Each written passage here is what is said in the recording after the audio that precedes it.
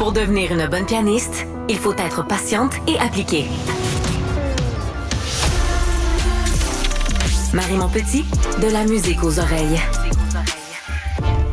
L'Office de consultation publique de Montréal qui a été pris dans toute une controverse dans les dernières semaines suite à des dépenses de ses dirigeants assez injustifiées de voyages, de restaurants.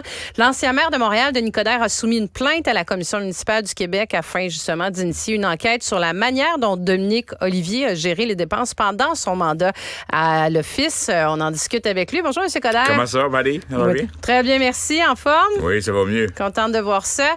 Donc, vous avez décidé de lancer une enquête pour aller faire le ménage, justement, la lumière sur ces dépenses qui ont été révélées par le bureau d'enquête du journal. Moi, je pense que c'est la pointe de l'iceberg et puis que c'est pas juste une question de Dominique Olivier, c'est aussi une question de comment on prend des décisions à l'Hôtel de Ville.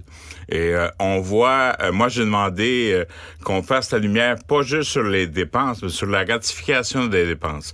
Et puis, c'est beau le théâtre, là, je suis d'accord, puis j'aime bien ça, mais pourquoi à chaque fois qu'on veut se débarrasser de quelqu'un, ça prend midi à 14 heures?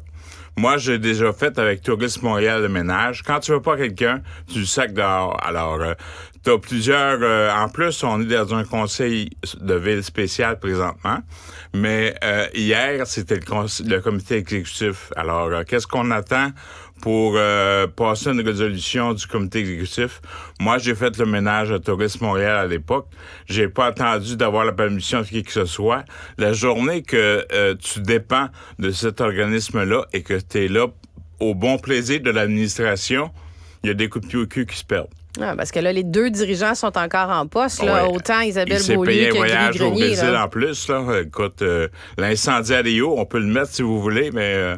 Mais ils s'accrochent. Ils continuent de s'accrocher malgré la controverse. Je voulais vous entendre, Denis, sur le budget qui a été déposé par l'administration Plante. OK. Parce que, calculez pas juste 4,9 d'augmentation ou 4,6 d'augmentation pour les non-résidentiels. L'année passée, ils ont fait un budget, puis ils ont augmenté les taxes de 4,1 pour cette année. Alors, ça veut dire que on est rendu à 9 d'augmentation.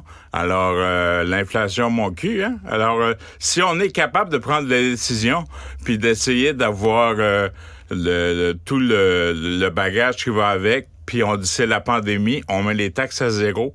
Ça veut dire que l'inflation, c'est pas grave, ça. Ça veut dire que il y a du monde présentement qui n'ont pas où coucher puis on pourrait à bouffer, mais on est capable de leur charger 9 d'augmentation. Et si vous voulez vous serrer la ceinture, moi, quand j'ai fini, ça coûtait 5,2 milliards, puis mes taxes, parce que j'avais un président de comité exécutif exceptionnel, Pierre Desrochers, qu'on connaît bien, nos taxes sont passées de 2,8 à 1,7 Depuis qu'ils sont là, le budget est rendu à 7 milliards de dollars.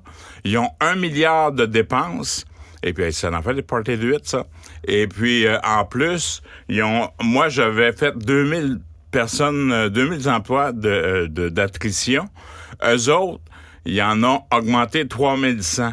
Est-ce que vous calculez que dans les taxes, puis dans les budgets, puis les dépenses, tous les coûts de bénéfices marginaux et puis les fonds de pension, tout le kit? Alors, j'ai pas de problème à aider les gens, mais c'est pas vrai que depuis qu'on est rendu à 7 milliards de dollars, vous avez plus de services. Ben, on est à même de le constater. Alors, ce budget-là, c'est de la merde. Bon, c'est en conclusion, Denis Coderre, ex-maire de la Ville de Montréal. Je vous remercie beaucoup d'avoir pris le temps. Vivement la prochaine élection, puis inquiétez-vous pas, je ne vois pas. Bon, c'est confirmé. Merci beaucoup d'avoir pris le temps d'en discuter avec nous. Bonne journée. Bye. C'est ce qui met fin à notre épisode d'aujourd'hui. Je vous remercie beaucoup d'avoir été à l'écoute et je vous dis à très bientôt.